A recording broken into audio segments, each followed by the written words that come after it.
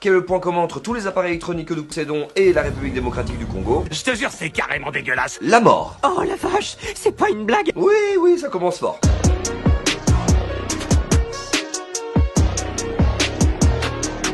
La République démocratique du Congo est l'un des pays les plus riches en biodiversité et ressources naturelles au monde. On trouve dans ces terres une très longue série de ressources telles que du cuivre, du cobalt, de l'or, du diamant, du pétrole, du gaz. et enfin et surtout du coltan. Et ça, on va y revenir. Tu l'as compris, la nature a grave gâté ce pays. Donc on peut comparer la RDC avec l'actuel Wakanda du film Black Panther. Mais là où on a capté tous que c'était de la science-fiction le film, c'est que le Wakanda, il a su exploiter ses propres ressources. Et du coup est devenu technologiquement le pays le plus avancé au monde. Là où la RDC, dans la réalité, a été dépouillée par des puissances extérieures, qui ont un petit peu fait les bâtards d'ailleurs de n'y implanter absolument aucune industrie de transformation. Ouais, vous voyez tous ces minerais là, eh ben ils servent à rien.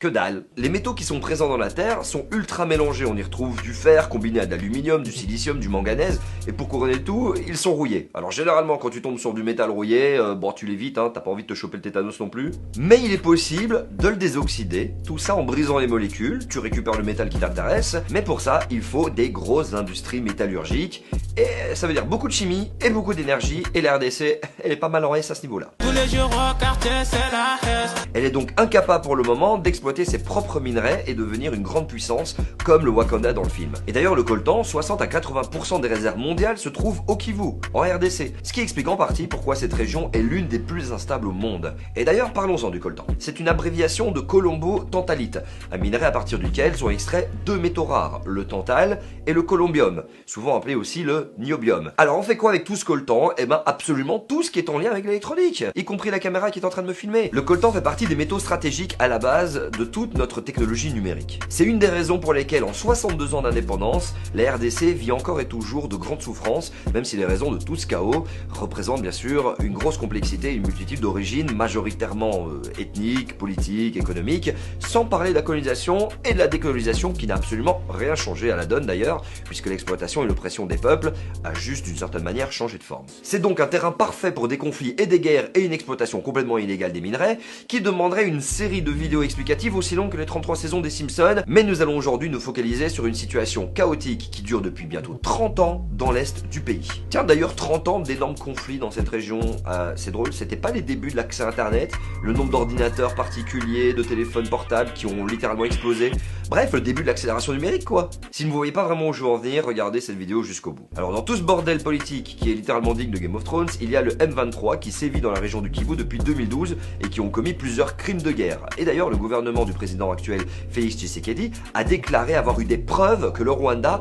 est derrière du soutien direct au M23 qui continue à sévir à ce jour. Aujourd'hui, c'est clair, il n'y a pas de doute, le Rwanda a soutenu le M23 pour venir agresser la République démocratique du Congo. On estime que les conflits dans la région ont fait entre 6 à 8 millions de morts, dont la moitié sont des enfants en bas âge. C'est le pire bilan humain depuis la Seconde Guerre mondiale.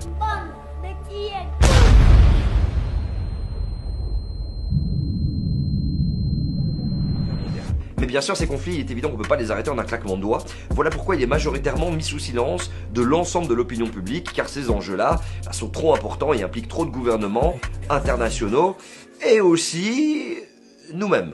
Notre transition énergétique, on y reviendra après. Aujourd'hui, nous sommes peut-être à l'aube d'un total renouveau pour la jeunesse congolaise. Car en effet, la guerre sous l'ère internet a bien plus d'impact et pousse à une plus grande implication de la jeunesse congolaise au pays même et dans sa diaspora. Du coup, depuis l'épreuve de l'implication du Rwanda dans le M23, le gouvernement de la RDC a pris des mesures drastiques. Interdiction des vols de Rwandais en RDC et gros coup de pression aux ambassadeurs rwandais. C'est pour ça qu'on voit d'ailleurs apparaître aujourd'hui sur la toile l'hashtag Rwanda is killing. Ce hashtag est un symbole d'une lutte parallèle qui a pour but de sensibiliser et informer le monde sur le gouvernement actuel rwandais qui alimente ce conflit pour récupérer le dur labeur de 40 000 enfants et adolescents qui meurent actuellement dans les sites mini artisanaux à cause d'éboulements fréquents. Ajoute aussi à ça qu'ils sont exposés au radium, c'est une substance radioactive qui provoque notamment le cancer du poumon. Selon une commission d'enquête et un rapport de l'ONU, tout ce trafic est facilité par l'influence de l'Ouganda, du Burundi et du Rwanda, ce à quoi le président rwandais Paul Kagame a répondu. J'ajouterais qu'il y a d'autres rapports qui sont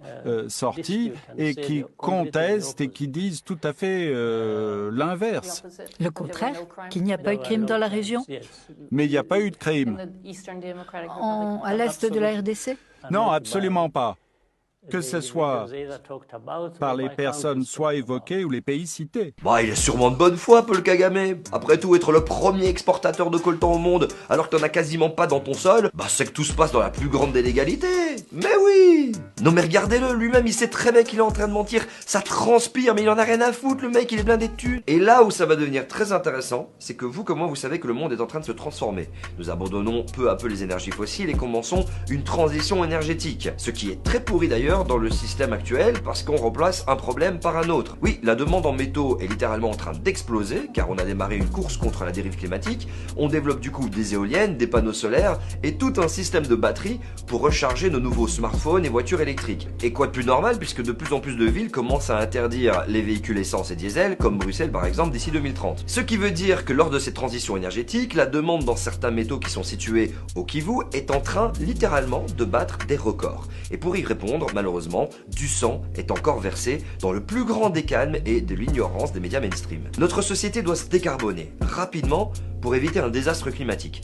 Et pour répondre à cela, les plus grands scientifiques appellent à la sobriété comme source principale d'énergie. Donc l'énergie que vous et moi, on ne consomme pas. Cette sobriété permettrait du coup aussi de diminuer le poids sur le Kivu et la demande de coltan qui est au centre de la transition énergétique du monde entier. Et c'est ça aussi, la justice climatique. Mais bon, pour le moment, l'influence des grandes entreprises nous amène encore vers la voiture électrique, pour tous, et la surconsommation d'objets électroniques littéralement inutiles, et l'expansion d'Internet et ses différentes utilisations qui augmentent encore et encore la taille de nos parcs de serveurs. Cette forte demande impacte directement la RDC et la région Kivu, sans parler des massacres, des viols, des kidnappings et autres parts sombres de l'humanité qui ont tout simplement pour but d'exploiter sans vergogne ces métaux et que ça ne coûte absolument rien. Donc quand le PSG Arsenal accepte le sponsoring Visit Rwanda, c'est aussi accepter le sang versé. Viralité oblige, Rwanda is Killing est devenu un slogan pour toute la lutte de toute la jeunesse congolaise, qu'elle soit de la diaspora ou du pays même. Grosse force au peuple congolais, le monde entier doit absolument savoir ce qui se passe, donc n'hésitez surtout pas à partager cette vidéo. Je vous remercie vraiment de l'avoir regardé, n'hésitez pas à vous abonner, soutenez-nous si vous avez l'occasion sur Tipeee, Utip, PayPal.me. L'indépendance est l'unique moyen qu'on a aujourd'hui pour pouvoir aborder ces sujets sans langue de bois.